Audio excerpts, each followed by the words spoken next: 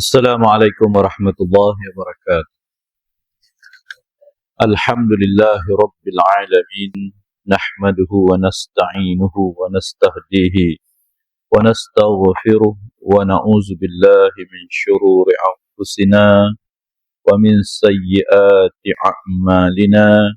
Man yahdihillahu fala mudilla lahu wa man yudlilhu fala hadiya lahu. Allahumma salli wa sallim ala sayyidina Muhammad wa ala alihi wa ashabihi wa ahbabihi wa man tabi'ahum bi ihsanin ila yaumiddin wa la hawla wa la quwwata illa billahil aliyyil azim. Rabbi shrah li sadri wa yassir li amri wahlul 'uqdatam min lisani yafqahu qawli. Rabbi yassir wa la tu'assir wa tammim bil khair.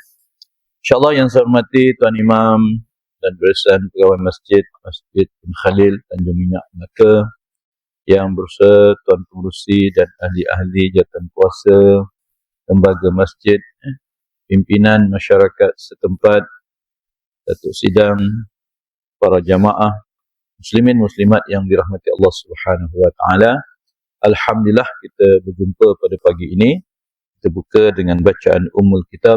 Semoga majlis kita mendapat keberkatan di sisi Allah Subhanahu wa taala untuk kita hadiahkan kepada baginda Nabi sallallahu alaihi wasallam, para sahabat, isteri serta keluarga baginda, dan seterusnya kepada kedua ibu bapa kita, para guru kita, ahli keluarga kita yang telah mendahului kita, dan seterusnya kepada seluruh kaum muslimin, khususnya saudara kita di Palestin yang masih lagi berjuang mencari menuntut hak mereka. Tidak lupa kepada negeri dan negara kita, semoga dilempahkan keamanan, kemakmuran, kesejahteraan kepada kita semua. Dengan lafaz mohon pada Allah Subhanahu wa taala menurunkan rahmatnya. Dengan lafaz syai'ulillahi lahumul Fatihah. A'udzubillahi minasyaitonir rajim. Bismillahirrahmanirrahim. Alhamdulillahi rabbil alamin. Ar-Rahmanir Rahim. مالك يوم الدين إياك نعبد وإياك نستعين اهدنا الصراط المستقيم صراط الذين أنعمت عليهم غير المغضوب عليهم ولا الضالين آمين. اللهم صل على سيدنا محمد وعلى آل سيدنا محمد. اللهم صل على سيدنا محمد وعلى آل سيدنا محمد. اللهم صل على سيدنا محمد وعلى آل سيدنا محمد. InsyaAllah tuan-tuan, Alhamdulillah kita berjumpa pada pagi ini. Sebelum tu ada dua soalan.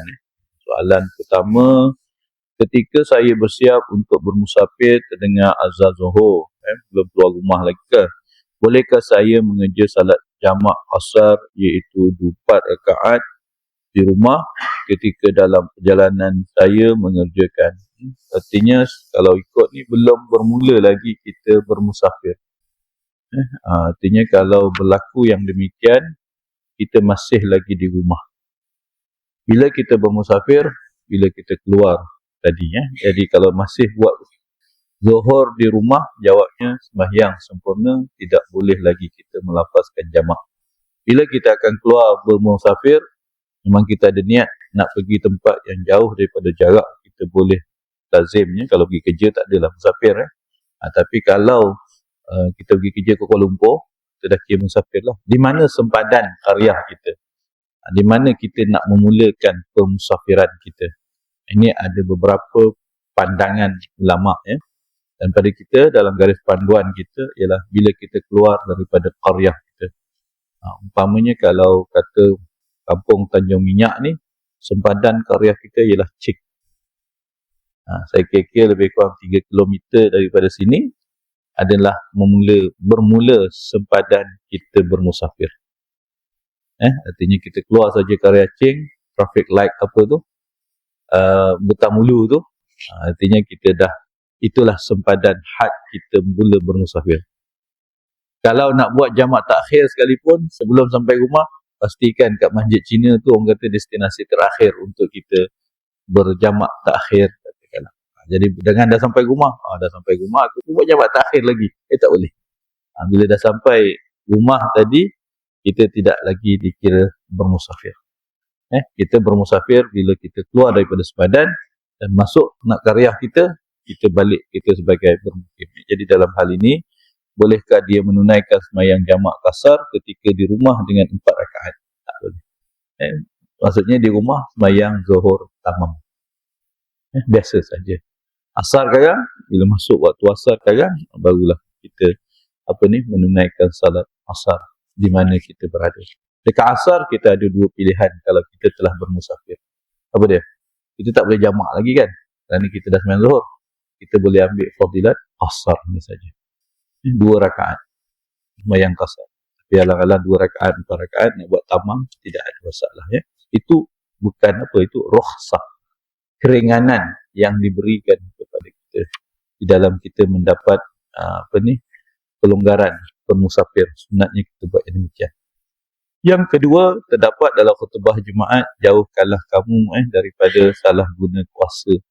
Ini adalah suatu pengkhianatan yang diberikan dalam amanah kita ya.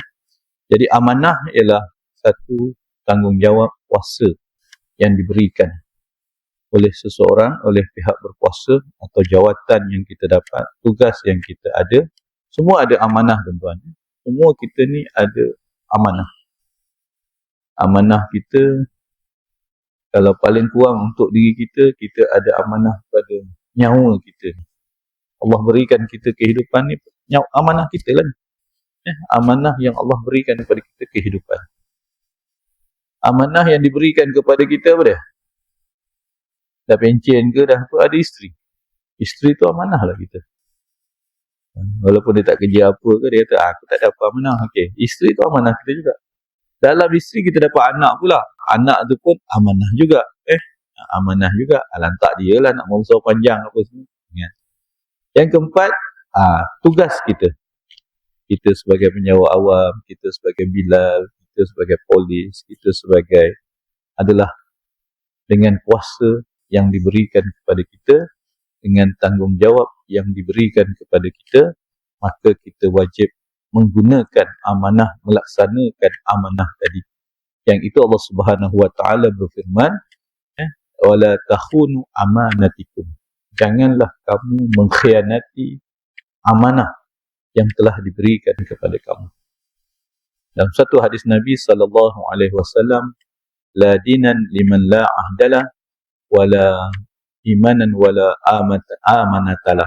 Kata Nabi sallallahu alaihi wasallam, tidak sempurna iman, tidak beragama seorang tadi kalau dia tidak menepati janji, dan tidak beriman seorang tadi kalau dia tidak menunaikan amanah.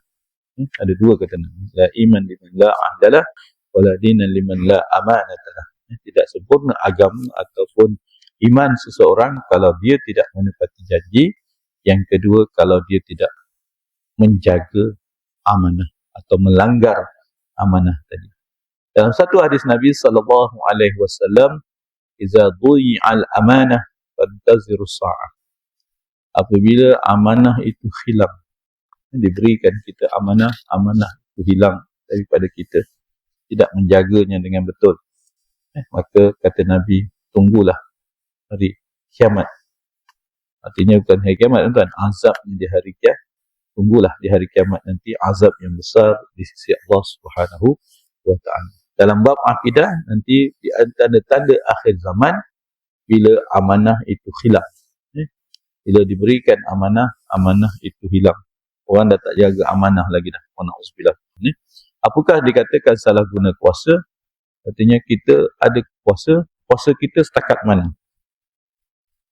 Kalau kata saya sebagai kuasa saya ialah masa juru nikah dahulu.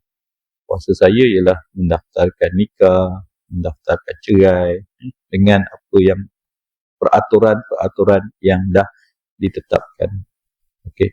Dalam peraturan kaedah hukum, okey, dalam menentukan perkahwinan, perkara yang pertama saya kena jaga ialah setiap perkahwinan tadi pastikan menepati hukum syarak. Itu satu. Ini tak ada, tak dapat urusan sangat. Tak apa, wali tolak tepi. Jadi kita tak amanah pada hukum syarak tu dahulu. Hukum syarak tu ialah menetapkan mesti ada macam ni. Kalau katalah kita amanah dalam sembahyang, subuh berapa rakaat? 2 rakaat. Kita tak amanah dalam sembahyang. Subuh ada waktunya. Nak cepat, kita sembahyang pukul 4 tadi, kita sembahyang, lepas tu kita jalan, boleh subuh? Tak jadi juga. Dalam subuh tadi ada amanah. Lepas tu kita jadi imam lah tu, kita jadi, tak apa, kita buat pesan, boleh. Saya buat pesan, boleh. Jadi pertama, amanah ataupun tugas dari kita tadi, macam kata dari sudut tugas, pertama, menepati ketetapan syarak. Tidak melanggar. Langgar, jawabnya saya minta maaf, yang ini saya tak boleh. Ini tak boleh. Ini tak apalah, tolong saja, tak boleh. Apa-apa, hukum syarak mengatakan al-halal bayyin wal haram bayyin. Halal tu nyata dah, boleh buat. Yang ni haram ni pun nyata, tak boleh buat. Tak ada kompromi. Tak ada kompromi, kerana halal dan haram ketetapan syarak tadi telah ditentukan atas kuasa yang diberikan ataupun tugas yang kita ada. Syarak, kita jelas, rashwah, macam mana pun kuasa, no. Okey, yang kedua, peraturan-peraturan perundangan yang ditetapkan. Kita ni macam-macam, kerja ada peraturan, datang kerja pukul berapa, balik pukul berapa, ni apa kuasa kita dan sebagainya, maka jangan salah gunakan kuasa. Tiba-tiba macam katalah, kata ada kes datang, tapi tak ada dalam peraturan, tak ada dalam perkeliling, itu diletakkan budi bicara. Kalau saya senang aja, ni kalau kata ini bidang kuasa mahkamah, kita dapat perintah mahkamah, ini hak dia. Ini bidang kuasa polis, biar polis siasat, kita tunggu apa laporan polis. Kalau kata nak juga, okey, kita putuskan dalam mesyuarat apa pandangan jumhur ahli catatan kuasa mesyuarat. Kalau kat pejabat katalah dalam satu benda, ini tak ada dalam peraturan, kita tak boleh buat, tapi kita dapat arahan. Macam mana? Okey, kita bermesyuaratkan. Supaya apa? Supaya kita tidak salah menggunakan kuasa. Kalau hari ni salah guna kuasa, kadang-kadang apa? Mentang-mentang kita ketua jabatan, kita katakanlah tender semua dibagi kat keluarga je. Itu kata salah guna kuasa juga. Itu jadinya kita kalau kata dalam salah guna kuasa dalam perkhidmatan awam, katakanlah kalau ada conflict of interest, kita declare. Ini dalam nyata ada conflict of interest, katakanlah buka tender, ialah memang ada saudara kita masuk, memang kita duduk sekitar ni, ada saudara kita masuk tender. Tengok-tengok, alamak, sepupu aku. Kita kenal sangat, tak? Tapi memang dia ada pakar dalam bidang tu. Akhirnya kita declare, saya dalam mesyuarat ni, saya isytiharkan kepentingan saya. Saya tak nak buat keputusan. Sama ada dalam mesyuarat tu, nanti dia kena keluar lah. Dia kena keluar dalam mesyuarat, atau dalam minit mesyuarat, dinyatakan pengerusi menyatakan kepentingan, iaitu dia ada conflict of interest dalam pembuat keputusan. Ada waris dia masuk, katakanlah. Katakanlah kalau satu jawatan yang nak temuduga saya, katakanlah. Tapi anak saya, tak salah kan anak saya mohon jawatan tadi? Tak salah. Tapi oleh kerana anak saya mohon, saya temuduga, saya melulus, boleh tak? Itu yang takut salah guna kuasa. Jadi, masa temuduga tu saya isytihar. Saya kira saya tak nak jadi panel temuduga, saya kena keluar. Serah pada panel yang lain untuk menilai layak ke tak layak anak saya. Katakanlah, itu terserahlah. Tadi saya menyatakan conflict of interest, supaya sebarang pembuatan keputusan atas ada melibatkan kepentingan peribadi saya tadi, syarikat anak buah saya ke adik saya, dia orang meniaga dah, memang keluarga kita meniaga semua ada. Jadi bila nyatakan kepentingan kita isytihar, ini keluarga saya, hubungan macam mana? Ni saya tak nak buat keputusan, tapi oleh kerana dia dah masuk, saya nak kata macam mana kan. Lepas tu dia tersenarai dalam 10 atau 5 syarikat harga terendah, biarlah nilai. Bila menilai tadi, ini ada kepakaran ke tidak, panel yang akan menilai. Saya telah menyatakan conflict of interest saya atas perkara ini. Ini tak ada yang berlaku sekarang, wa na'udzubillah. Bila keluarga dia masuk, dia nafikan yang lain. Itu yang ramai hari ini terperangkap kerana tidak menyatakan conflict interest, dia mempengaruhi yang lain untuk membuat keputusan dan sebagainya. Jadi pada kita, amanah yang diberikan itu adalah merupakan satu pertanggungjawaban yang kita dipertanggungjawabkan. Susah kita nak meletakkan dalam kehidupan kita, tuan-tuan. Jadi kalau saya punya pandangan yang mampu kita cakap, menasihatkan, jagalah amanah ini dengan sebaik yang mungkin atas tugas kuasa diri kita dengan Allah Subhanahu Wa Taala ada kewajipan. Jadi insya-Allah dari sudut situ ada yang melibatkan satu pada kita orang yang beragama, kita ada hukum halal dan haram, dosa dan pahala di sisi Allah Subhanahu Wa Taala. Kita selamat di dunia, jawab kita di akhirat. Dari mana kita gunakan apa kuasa yang ada pada kita? Dalam kuasa yang ada pada kita mungkin ada wa'na'udzubillah habuan-habuan tadi. Dalam konteks harta, kita ni dah, kalau senang kita, apa yang kita bekerja dibayar gaji, itu hak kita. Tapi dalam darah gaji tadi, kita pun ada amanah juga. Kita dibayar gaji waktu bila? Daripada pukul 8 sampai pukul 5. Beradalah kita kat pejabat. Itu pun salah guna kuasa juga. Daripada 8 sampai 5, sepatutnya pergi kerja kat pejabat. Rupa dia meniaga tempat lain. Itu tak boleh juga. Itu saya rasa. Dalam betul tu ada peraturan-peraturan. Sebagai penjawat awam ke apa ke, di mana. Kalau kata kita rasa ini urusan peribadi, simple aja, ambil cuti. Tak, saya rasa saya nak ambil cuti hari ni. Kenapa saya ada urusan peribadi saya? Ambil cuti.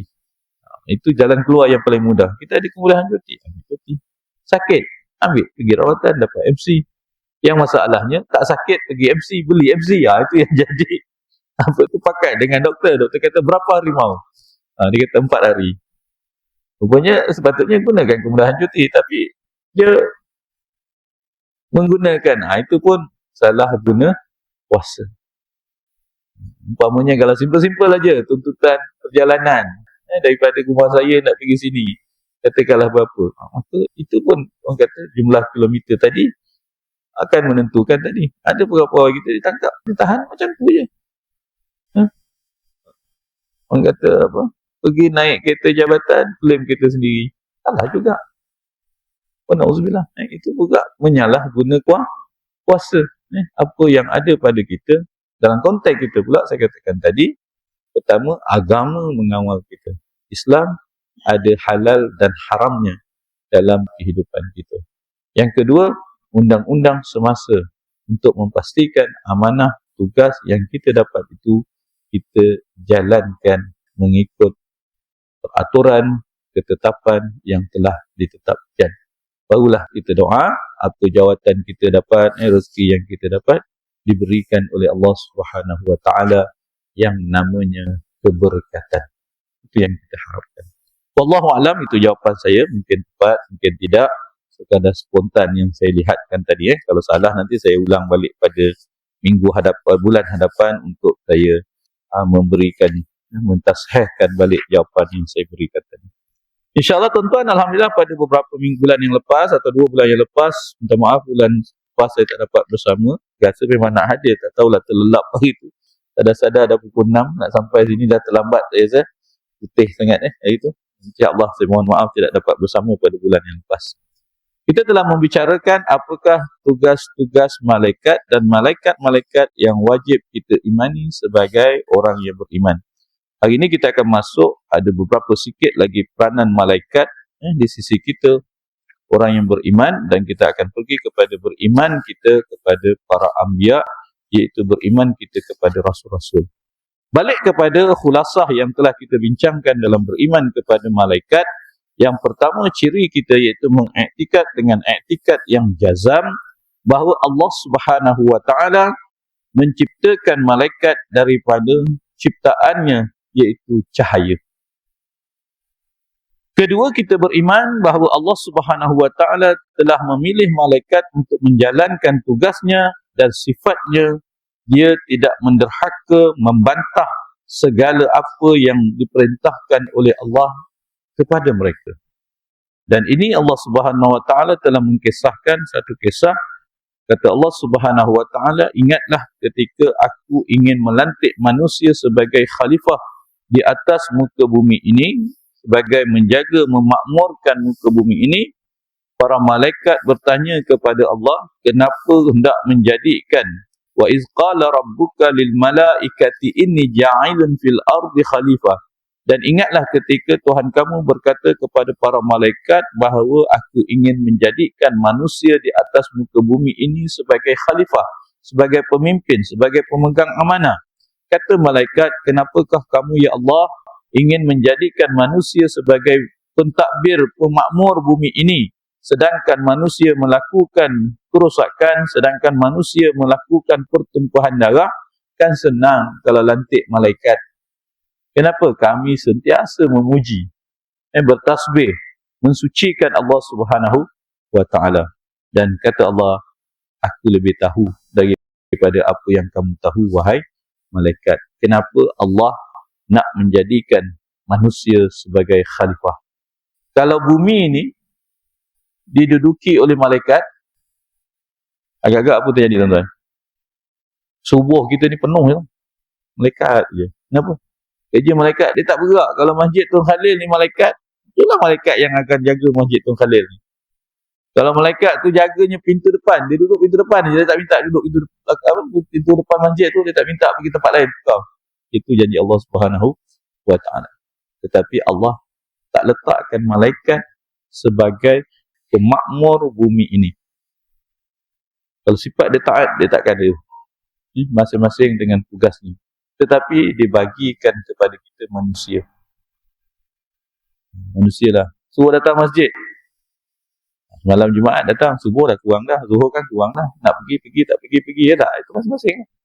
Jadi manusia, Allah berikan kepadanya fa'alhamaha fujuraha wa taqwaha. Kata Allah Subhanahu wa ta'ala, manusia Allah pilih sebagai khalifah di muka bumi ini, maka kata Allah, aku telah memberikan kamu dua petunjuk. Fa'alhamaha, aku anugerahkan bagi kamu kepada dua perkara. Fujuraha wa taqwaha. Yang kiri membawa kemaksiatan, dosa. Yang kanan wa taqwaha, yang membawa jalan ketakwaan. Apa janji Allah? Qad aflaha man zakkaha wa qad khaba man dassaha. Allah tunjukkan depan ada pilihan. Cuma Allah bagi amaran dan ingatan. Siapa yang membersihkan jiwanya beriman, zakkaha, berjayalah dia. Sucilah hati dia. Wa qad khaba man, dan rugilah orang yang mengotorkannya. Dengan dosa, dengan kekufuran, dengan kekafiran, dengan keingkaran, dengan ketidaktaatan, dengan pelanggaran apa ketetapan Allah. Allah dah kata waqad khaba man dassaha. Rugilah orang yang mengotorkan. Dan setiap kehidupan kita hari ini adalah ujian. Allah Subhanahu wa ta'ala berfirman, allazi khalaqal mauta wal hayata liyabluwakum ayyukum ahsanu amala. Allah jadikan kehidupan kita ini, dan di hadapan kehidupan kita nanti ada kematian. Dia tidak akan mengubah nasib kita kalau kehidupan ini kita tidak betulkan. Kata Allah, untuk menguji siapa di antara kamu yang paling baik amalannya semasa hidup. Itulah kehidupan kita. Tapi sifat malaikat, dia tidak pernah melanggar perintah Allah Subhanahu wa ta'ala. Malaikat adalah di kalangan perkara yang wajib kita beriman dengan perkara yang gaib. Allazina yu'minuna bil ghaibi. Malaikat termasuk dalam perkara-perkara kita beriman perkara gaib. Nampak malaikat? Pernah bercakap dengan malaikat? Pernah tengok malaikat? Semua tak nampak. Percaya ada malaikat? Percaya ada malaikat? Percaya. Dah. Sifat kita orang yang beriman, allazina yu'minuna bil ghaibi. Beriman dengan perkara-perkara yang gaib. Bukan ilmu gaib. Percaya dengan perkara yang gaib. Antara perkara gaib yang yakin tidak berbelah bagi kepada kita dari sudut beriman, Allah menciptakan malaikat dengan tugas-tugasnya yang kita tak nampak seperti makhluk biasa. Dan sifat malaikat tadi pernah kita cakap itu, dia boleh menjelma menjadi manusia. Kebetulan. Dia boleh menjelma manusia. Nampak sebiji. Rupanya malaikat tadi. Umpamanya kenapa? Dalam satu kisah, Nabi sendiri pernah didatangi oleh seorang bertanya, kemudian dia menjawab, Nabi menjawab, dia mengesahkan. Habis bertanya, sahabat bertanya, ya Rasulullah, siapa orang yang cerdik sangat ni? Dia kata bukan manusia, bukan orang biasa, bukan orang yang bermusafir, tetapi dia adalah malaikat yang diperintahkan oleh Allah untuk menerangkan kepada Nabi sallallahu alaihi wasallam. Okey, malaikat adalah suatu alam halus yang tidak termasuk dalam alam gaib, yang tidak diperolehi oleh panca indera manusia dan tidak termasuk dalam golongan yang wujud sebagai jasaniyah. Dia bukan bersifat basyariah. Malaikat bukan bersifat basyariah. Tapi kalau kita bincang nanti dalam bab Rasul dan Nabi, Nabi itu bersifat dengan sifat basyariah. Kalau kita beriman, nanti kita akan masuk bab yang akan datang, beriman kepada para Rasul. Apa dia? Rasul itu satu di antara sifat yang harus pada semua para Nabi bersifat dengan sifat basyariah. Apa makna basyariah? Nabi itu ialah daripada manusia. Jawabnya daripada manusia, dia tak terus-terus jadi Nabi. Tak. Lahir dulu. Membesar dulu. Daripada kanak-kanak, jadi remaja, jadi belia, jadi apa, sampai sekali Nabi wafat. Nabi makan tak? Makan. Nabi tidur tak? Tidur. Nabi berkahwin tak? Berkahwin. Nabi beranak pinak tak? Para anbiya tadi. Semua para anbiya tadi bersifat dengan sifat yang disebut dengan sifat basyariah, bersifat kemanusiaan. Tetapi malaikat tidak bersifat dengan sifat kemanusiaan. Tak tanya dulu, malaikat lelaki ke perempuan? Agak-agak? Tak tahu. Malaikat kita tak tahu. Berapa umur malaikat? Malaikat ni mati tak? Walaupun dia makhluk tak? Itu semua dalam kudrat, kehendak Allah subhanahu wa ta'ala. Manusia sebelum lahir ke dunia ni, kata Allah, mati. Kemudian aku hidupkan kamu. Kemudian aku matikan kamu. Kemudian aku bangkitkan kamu semula. Sifat malaikat, Allah ciptakan. Berapa umur malaikat? Tak tahu. Berapa umur malaikat? Tak ada dalam istilah malaikat ni. Tak ada. Kita tak tahu berapa umur malaikat. Manusia ada umurnya, ada tugasnya, ada penyakitnya. Sampai satu peringkat manusia wafat. Sepanjang-panjang manusia. Kisah Nabi Nuh alaihi salam, berapa umurnya? 900 tahun lebih. 900 tahun lebih berarti satu abad lah. 9 abad apa ni? Satu alaf. Satu alaf baru. Hampir 900, 1000 tahun hampir. 2-3 insan sahaja yang ada. Wallahu alam, itu kehendak Allah. Dia nak hidup. Tetapi pun manusia biasa 60, 70 pun tibalah penyakit. Ada tua, ada muda, ada sakit. Sampai lahir, sampai satu peringkat manusia kembali. Manusia akan dibangkitkan semula oleh Allah di yaumil mahsyar. Akan ditanya apa yang kamu lakukan. Malaikat kena tanya tak? Tak ada. Kerana sifat malaikat tu taat. Malaikat tak ada bangkit daripada kuburnya tanya apa yang kau buat. Tak ada. Tidak ditanya di hadapan mahkamah Allah subhanahu wa ta'ala.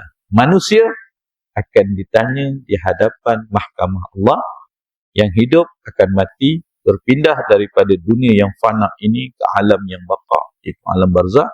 Daripada alam barzakh, manusia akan dibangkitkan semula pada hari yaumul mahsyar. Kita menunggu ada 2 peristiwa yang belum kita lalui lagi. Dunia sedang kita lalui. Yang belum kita lalui apa lagi Kak Bang? Alam barzakh. Ada ke tidak? Itu yakinlah kita. Kita tidak ada taradud bahawa setiap kehidupan akan berakhir dengan satu detik yang namanya kematian. Dan Nabi SAW tentang kematian, aksiru qati'ul lazat, banyakkanlah kita mengingati satu detik yang namanya kematian. Dan kematian dalam konteks kata hadis Nabi tadi, pemutus kepada kesedapan. Mati ni pada Nabi punya hadis tadi, mati adalah pemutus daripada kesedapan. Macam mana tu? Hidup ni sedap tuan-tuan. Sedap kan? Makan, minum, durian, apa semua kan? Sedap gitu. Bermain sana, berjalan sana. Tapi bila datang saja maut, jawabnya apa? Semua yang sedap tadi, putus. Itu kata hadis Nabi, banyakkanlah kamu mengingati satu detik yang namanya akan datang kepada kita, dia akan memutuskan segala nikmat dan kesedapan yang sedang kita kecapi. Tengah-tengah makan, Allah tarik nyawa, jawab apa? Meninggal lah kita. Tengah-tengah makan, tengah-tengah sedap makan, ikan bakar, tercekik tulang, terus sesak nafas. Tengah-tengah makan durian musangkin, macam? Ya tak? Tengah-tengah makan, dia lupa dia ada jantung, kencing manis dan sebagainya. Dia tengok durian, dah 5 tahun tak jumpa durian ni, dia kata. Allah tarik tengah-tengah nikmat tadi. Allah boleh tak? Itu ialah pemutus kepada kesedapan. Okey, itu sebahagian kita beriman kepada malaikat, dan saya mengambil ciri ataupun beberapa sifat malaikat yang secara umumnya manusia, Allah Subhanahu Wa Taala meletakkan tugas-tugas khusus. Dia tidak ada nama, tetapi ada tugasnya. Berlaku dalam kehidupan kita seharian. Satu, yang pertama, malaikat bergilir mengawasi manusia di alam ghaib ini, di alam dunia ini, dan mereka berkumpul bertemu di waktu salat subuh dan di waktu salat asar. Ini hari-hari ada tuan-tuan. Itu sebab antara kata Nabi SAW, hafizu ala salah was salatul wusta. Jagalah kamu tentang sembahyang. Dan seantara perkara sembahyang yang perlu dijaga ialah sembahyang al-wusta, sembahyang yang pertengahan. Dalam Al-Quran ada satu tentang ayat, jagalah kamu akan sembahyang. Dan sembahyang yang kita kena jaga antaranya yang berat. Bila ditafsirkan oleh para mufassir, apakah yang dikatakan salat wusta tadi? Jumhur para mufassir mengatakan ialah salat asar. Okey, salat asar, pertengahan, subuh, zuhur, asar, maghrib, isyak. Itulah sehari kehidupan kita tadi. As-salatul wusta tadi, asar. Para ulama mengatakan, sebab apa asar? Asar antara waktu yang sukar orang nak tunaikan sembahyang. Berat, dua sembahyang yang berat pada manusia. Satu asar, satu lagi kata Nabi, subuh. Apa kelebihan waktu asar dan subuh ini? Waktu asar dan subuh ini nampak memang berat kita nak buat ujian, tengah sibuk dunia, tengah sedap berkebun, tengah sedap orang kata jalan apa semua kan, subuh tengah sedap tidur. Waktu ini adalah waktu pertukuran malaikat setiap hari bertukar shift bekerja. Kumpulan yang datang bekerja, dia akan bertukar dengan satu kumpulan malaikat yang lain untuk menjalankan tugas. Jadi alangkah indahnya kalau kita dapat dalam waktu asar, malaikat yang bertugas waktu asar melihat kita sebelum masuknya maghrib, mereka akan meninggalkan tugas ini, datang satu kumpulan malaikat yang lain. Dalam tadi kata ditulis oleh para ulama dalam kitab ini, malaikat bergilir mengawasi manusia di alam dunia ini, dan mereka akan berhimpun pada waktu sembahyang subuh dan waktu asar. Ini berdasarkan sabda Nabi sallallahu alaihi wasallam, yata'aqabuna fikum malaikatum bil-laili wa malaikatum bin-nahar wa yajtami'una fi salatil fajri wa salatil asri summa ya'ruju allazina ya'tu fikum wa yas'aluhum rabbuhum wa huwa a'lamu bihim kaifa taraktum ibadi fa yaqulu taraknahum wa hum yusalluna wa atainahum wa hum yusallun. Malaikat, ketika Nabi SAW bersabda, malaikat yang bertugas pada waktu malam bergilir dengan malaikat yang bertugas pada waktu siang, mengawasi apa yang dilakukan oleh manusia, dan malaikat akan berkumpul bertemu di antara waktu salat subuh dan asar. Kemudian mereka naiklah malaikat pada malam dengan kamu, lalu Allah bertanya kepada mereka, wahai malaikat, apa yang kamu lihat tentang perbuatan hamba-hambaku itu di dunia? Maka malaikat akan menjawab kepada Allah Subhanahu wa taala. Ketika itu malaikat akan menjawab, kami tinggalkan hamba-hambamu ya Allah di waktu mereka sedang salat. Alangkah cantik ketika bertukar shift tadi, malaikat nampak mencatat kita bahawa kita tengah salat, kita tengah buat benda-benda yang baik, tengah duduk beriktikaf dan sebagainya. Itu di antara satu tugas malaikat yang secara umum. Berapa jumlahnya jangan tanya. Wa ma ya'lamu junuda rabbahu illa huwa. Kamu tak tahu berapa bilangan tentera-tentera Allah. Allah hendak, jadilah. Itu yang kalau kita tengok tuan-tuan, minggu lepas ada satu posting simple aja. Amerika tolong Israel serang Palestin dengan segala jentera, dengan segala aset, dengan segala apa tuan-tuan. Dah setahun dah. Hampir setahun 2 bulan dah. Palestin kena attack dengan Israel.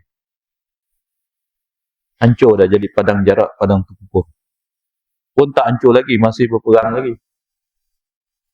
Dia ingat dia tak ada teknologi yang hebat, dia boleh tolong orang. Rupanya Allah hantar halilintar, Allah hantar puting beliung, Allah hantar apa, ribut yang dahsyat. Kita pun tak pernah tengok puting beliung sehebat itu. Satu bandar Florida habis dalam tempoh sesaat, dalam tempoh beberapa detik saja.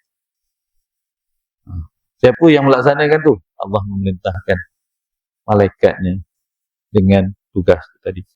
Ada mesyuarat teknikal, ada kerja-kerja logistik, ada jawatankuasa petugas, ada tuan-tuan.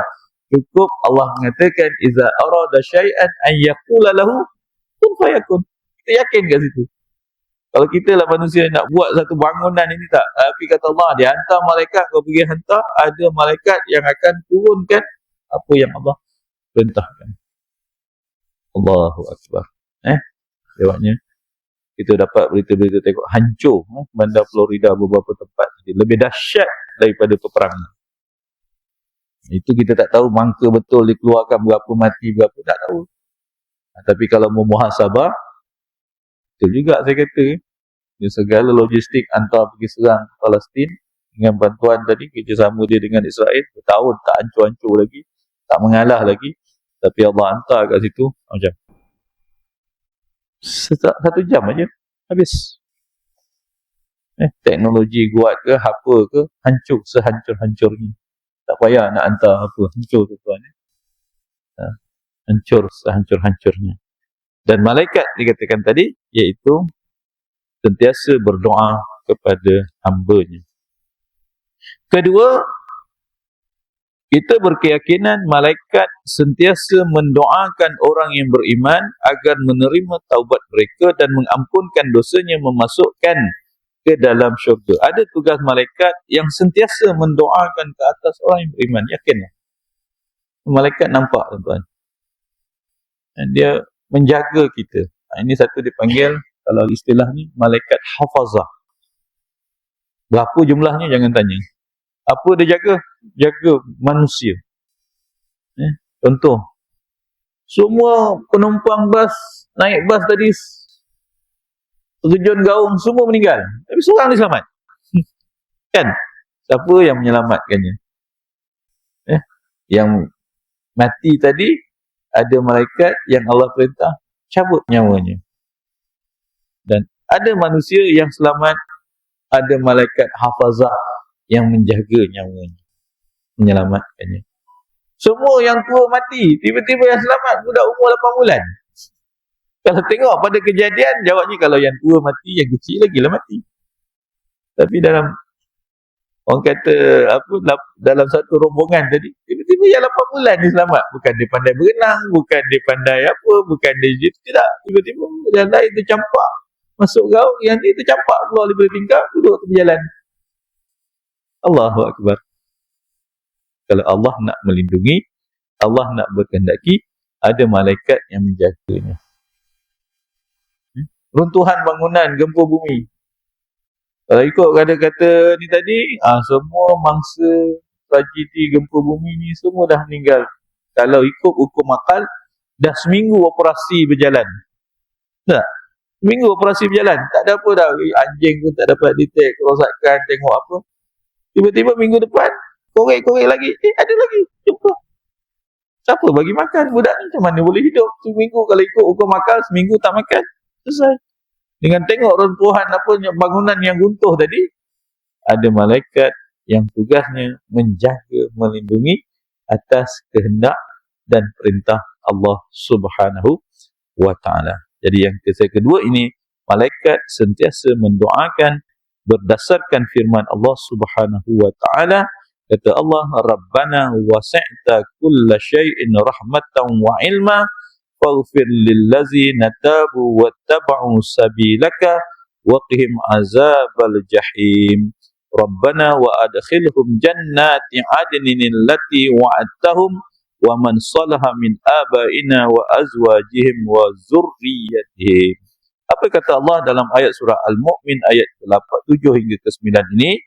Malaikat memohon kepada Allah agar diberikan keampunan kepada orang-orang yang beriman, berdoa dan merayu, wahai Tuhan kami, rahmat-Mu dan ilmu-Mu meliputi segala apa yang ada, maka berikanlah keampunan kepada mereka yang memohon taubat kepada jalan-Mu, yang mengikuti jalan-Mu, dan peliharalah mereka daripada azab neraka. Ada malaikat yang memohon doa kepada Allah Subhanahu wa ta'ala agar Allah mengampunkan.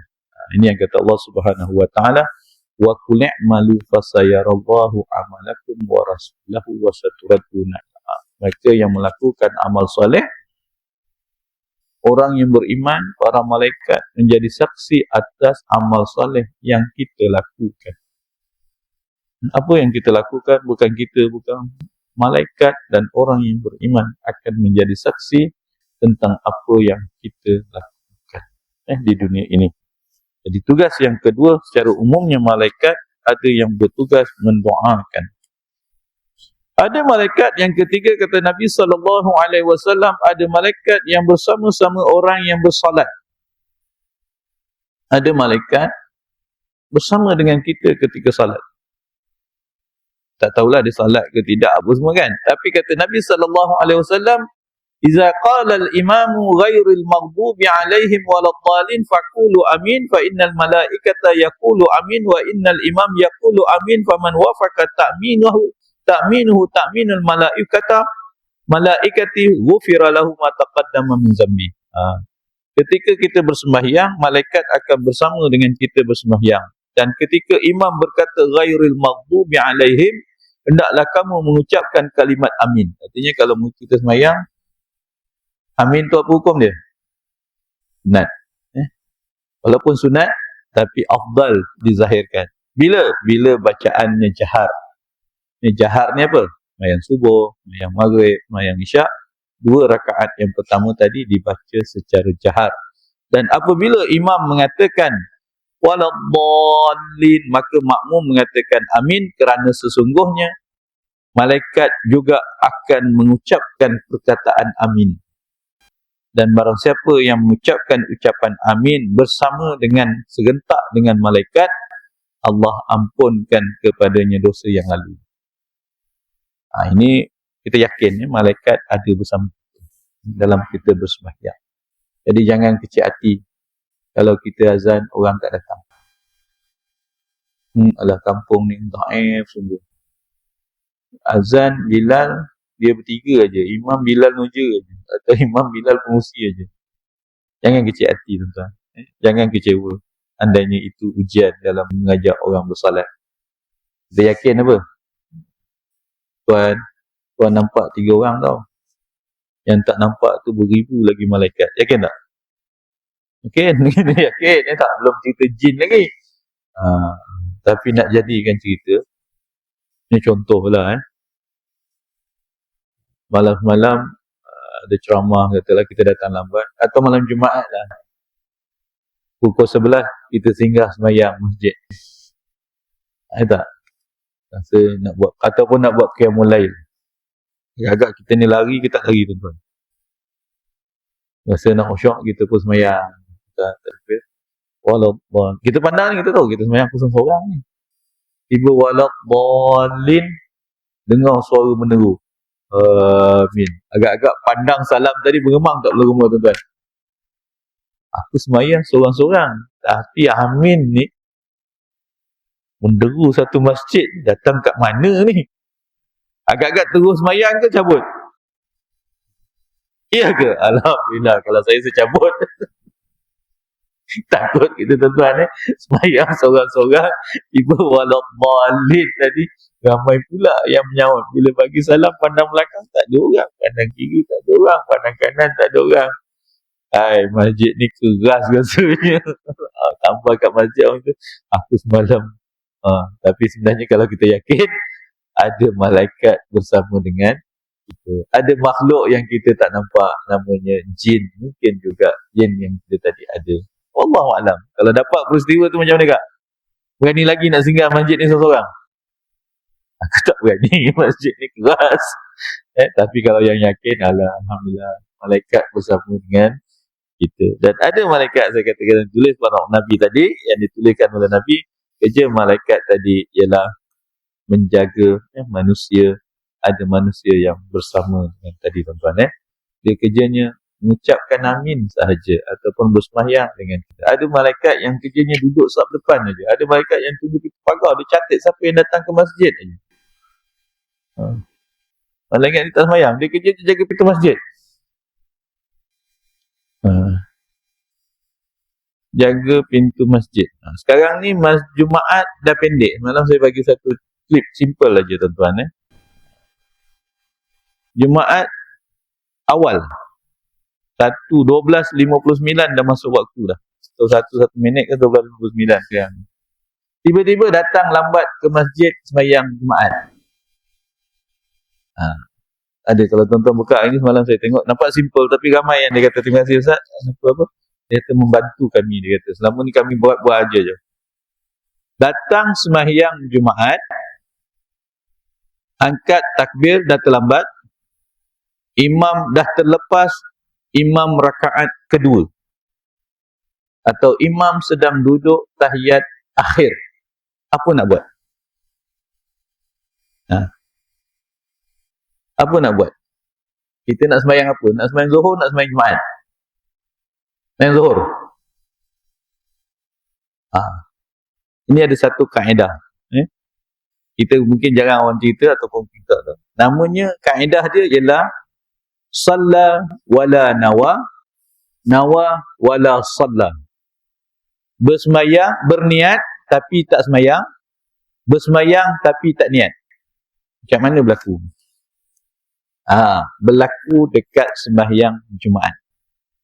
Datang, kita tidak dapat walaupun rakaat kedua bersama dengan imam. Angkat takbir, imam dah bangkit daripada rukuk rakaat kedua. Atau kita angkat takbir, imam dah duduk tahiyat akhir. Imam dah duduk tahiyat akhir.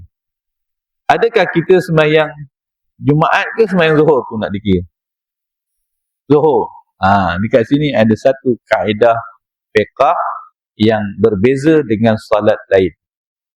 Iaitu, kalau keadaan itu berlaku, kita kena masa sembahyang tadi, angkat takbirnya salat Jumaat. Usalli fadhal Jumu'ati raka'ataini ma'muman lillahi ta'ala. Sahaja aku salat 2 rakaat Jumaat mengikut imam kerana Allah. Imam bagi aja Assalamualaikum, kita bangkit. Nak tambah berapa rakaat? Tambah 4 rakaat. Nak ubah niat, aku sembahyang Zuhur pula. Tak payah.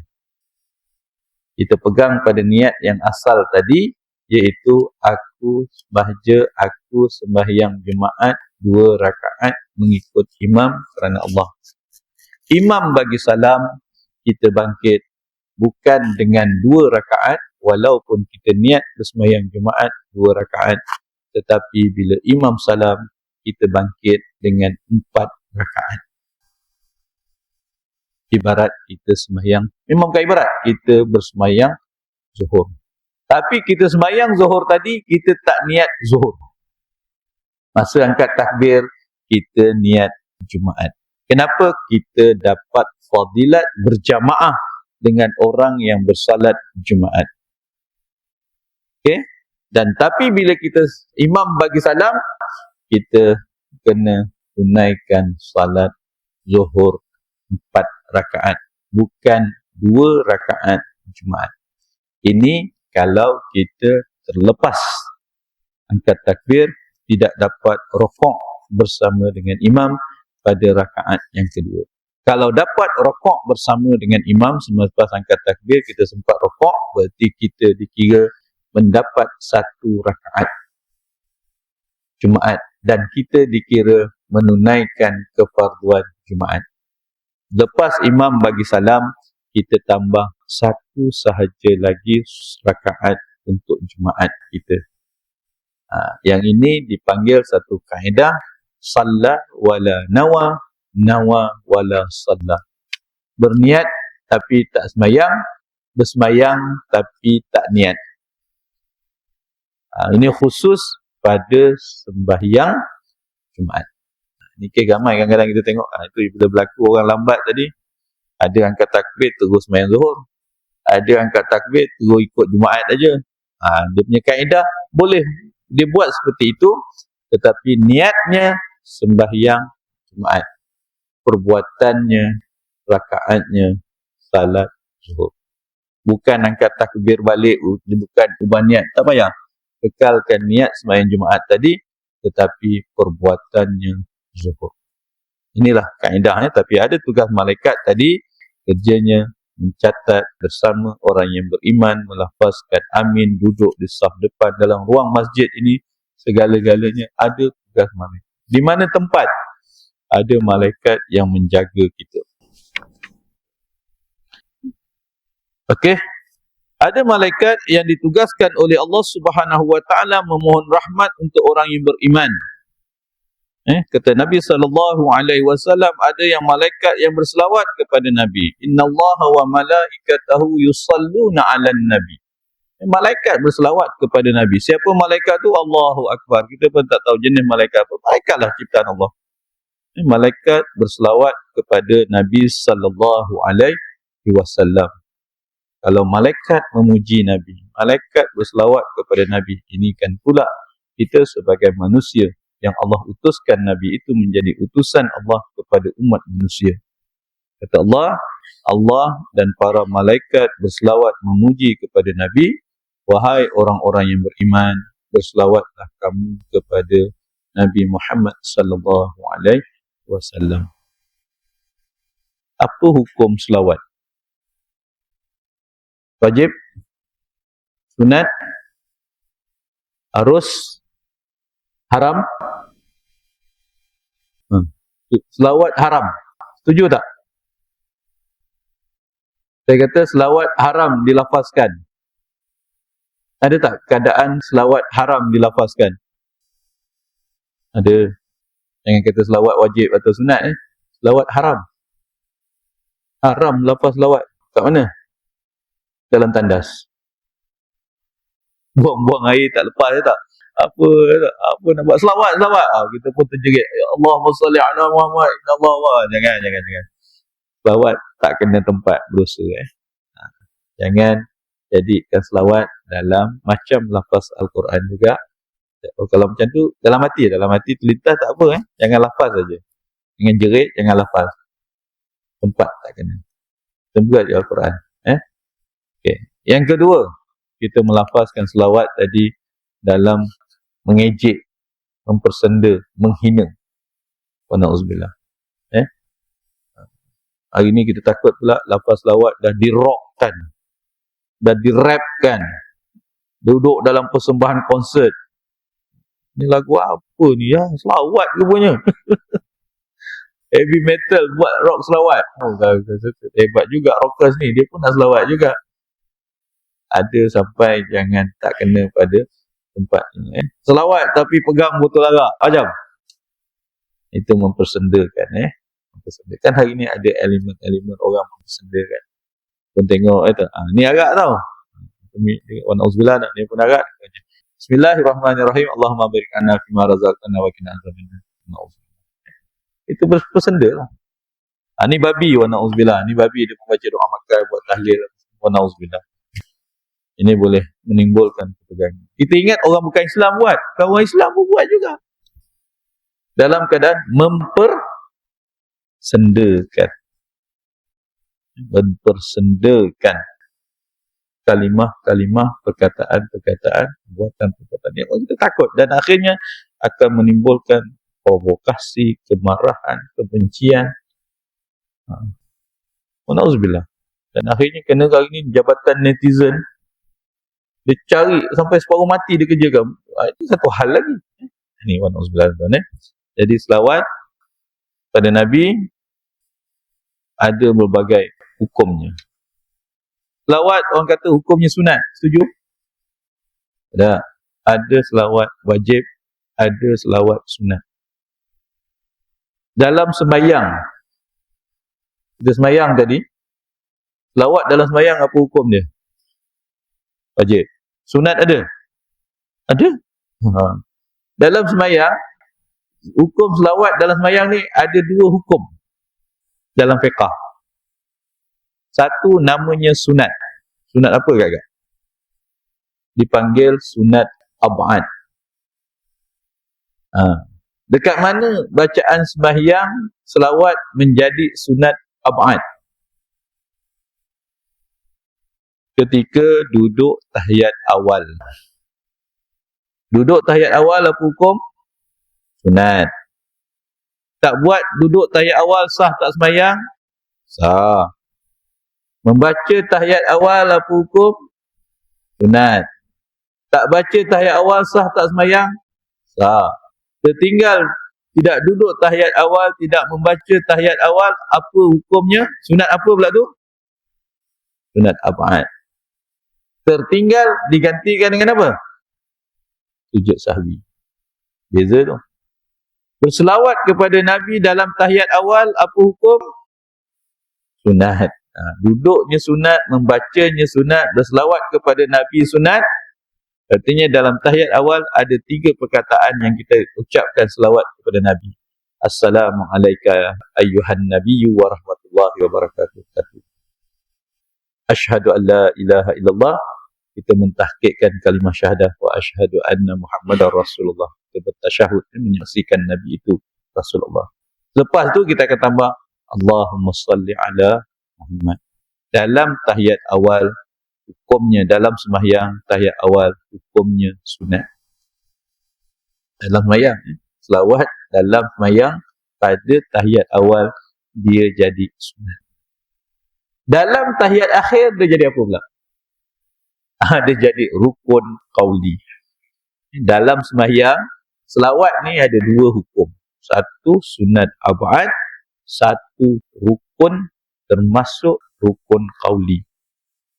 Tak sah sembahyang kalau tidak membaca di tahiyat akhir bacaan tahiyat dan dihabisi ataupun disudahi tahiyat tadi dengan Allahumma salli ala Muhammad. Berselawat kepada Nabi di dalam tahiyat akhir rukun qauli. Artinya dalam sembahyang selawat hari-hari kena diucap. Wajib. Satu sunat dalam sembahyang, satu wajib dekat tahiyat akhir. Dia jadi rukun qauli. Artinya dalam sembahyang ada 2 hukum berselawat. 2 hukum berselawat. Satu sunat, satu wajib. Ada selawat ni, hukum wajib dia kadang-kadang aja. Selawat ni kadang-kadang aja. Dia tak jadi hari-hari. Tak mana tu? Kadang-kadang, jarang-jarang. Ni Piramli punya teka-teki kan? Bila selawat kadang-kadang? Tapi wajib diucap. Agak-agak kat mana? Ha? Kat kampung Tanjung Minyak ni hari-hari ada orang mati tak? Ada tak? Tak ada kan? Bila berlaku kematian? Kadang-kadang. Jadi bila sembahyang jenazah, apa syarat rukun sembahyang jenazah? Takbir yang kedua selepas Fatihah baca apa? Selawat.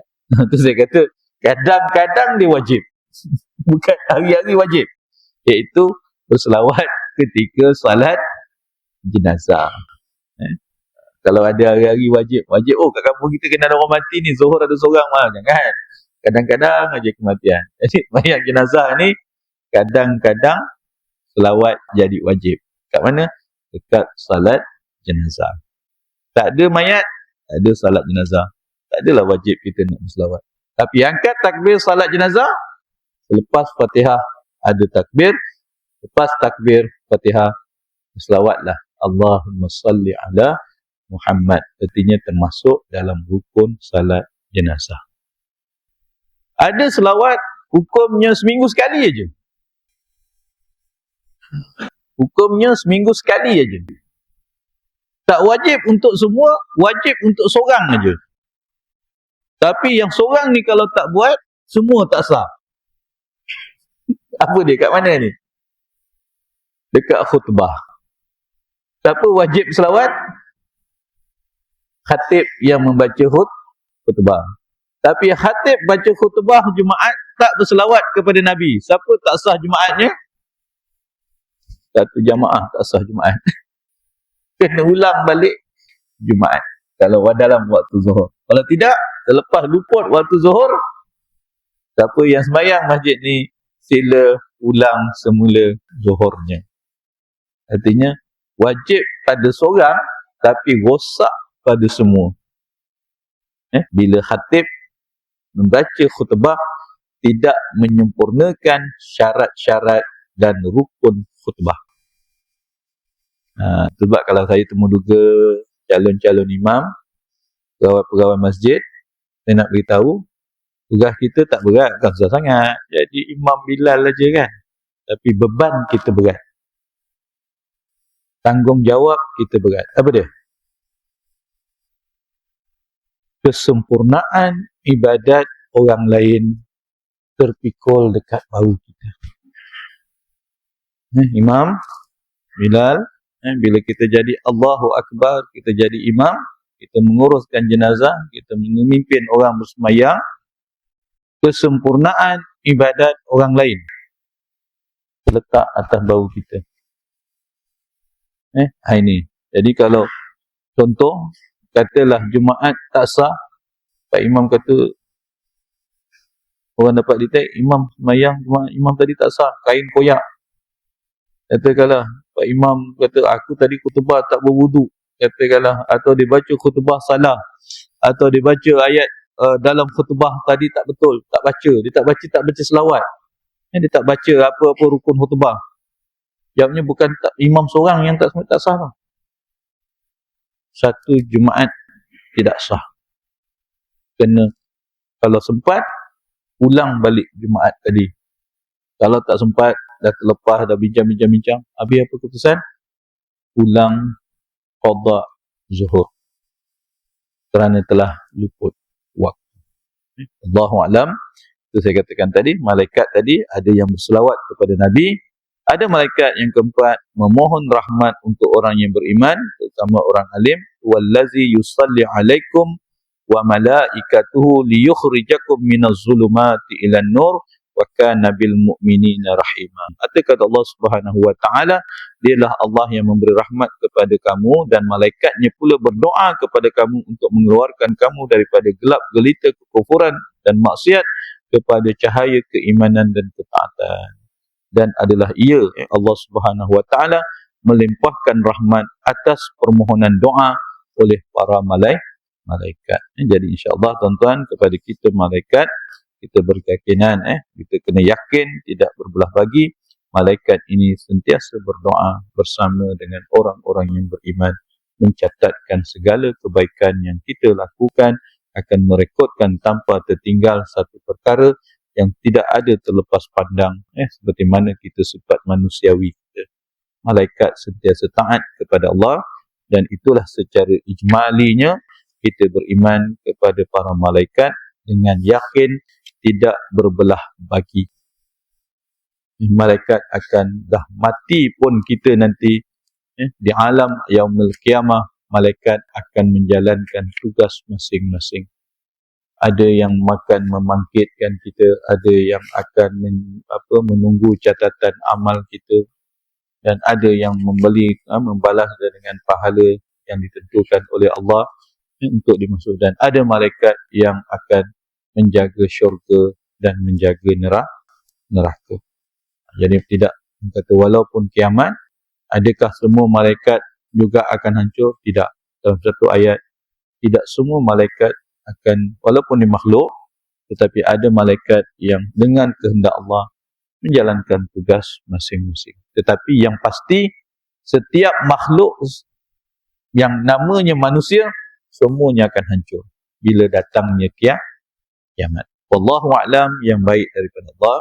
Kesilapan, kekurangan, penyampaian saya adalah kelemahan saya.